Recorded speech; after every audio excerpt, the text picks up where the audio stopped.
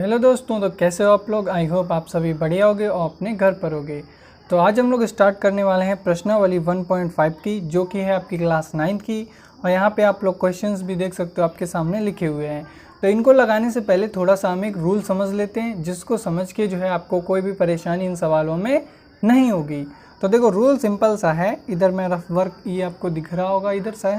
तो यहाँ पे देखो, जैसे a की पावर अगर m है और उसकी पावर अगर n हो जाए, ठीक है, पावर की पावर लगी हो, तो हम क्या करते हैं, इन दोनों का गुणा कर लेते हैं। जैसे ये हो जाएगा फिर a की पावर m गुणे n, या इसको ऐसे भी लिख सकते हैं कि पावर m n, ठीक है।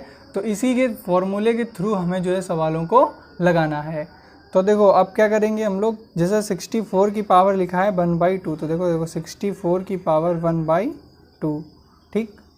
अब देखो 64 के हम फैक्टर अगर काटते हैं तो 8 गुणे 8 64 आता है, ठीक है। तो 8 की पावर 2 और 2 से 2 कट जाएगा।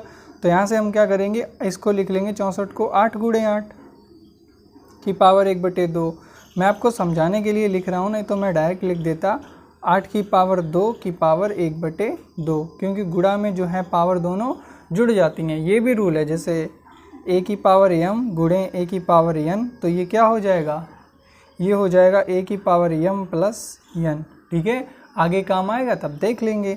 अब देखो, जब दोनों पावर ऐसी होंगी, 8 की पावर 2 की पावर 1/2, तो 8 की पावर 2 फिर गुणे 1/2।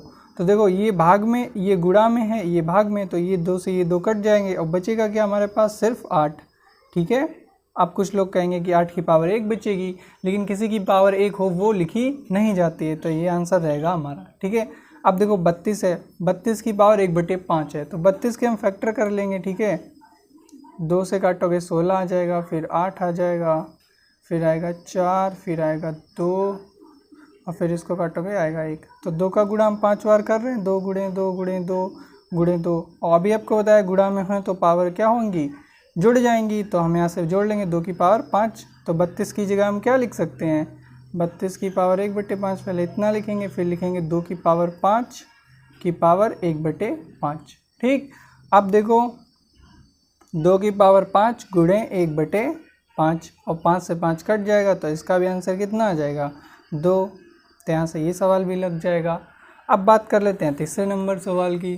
तो यहाँ पे आप लोग देखो, जिसे लिखा है पहले का थर्ड कि 125 की पावर 1/3। तो 125 हमें पता है।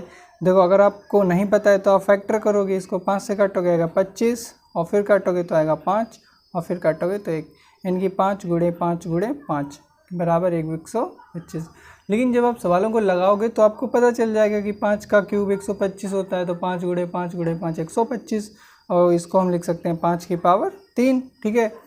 तो 125 की पावर है 1/3, तो इसको हम कैसे लिख सकते हैं, 5 की पावर 3 की पावर 1/3। अब पावर की पावर है तो क्या होगा, 5 की पावर 3 गुणे 1/3।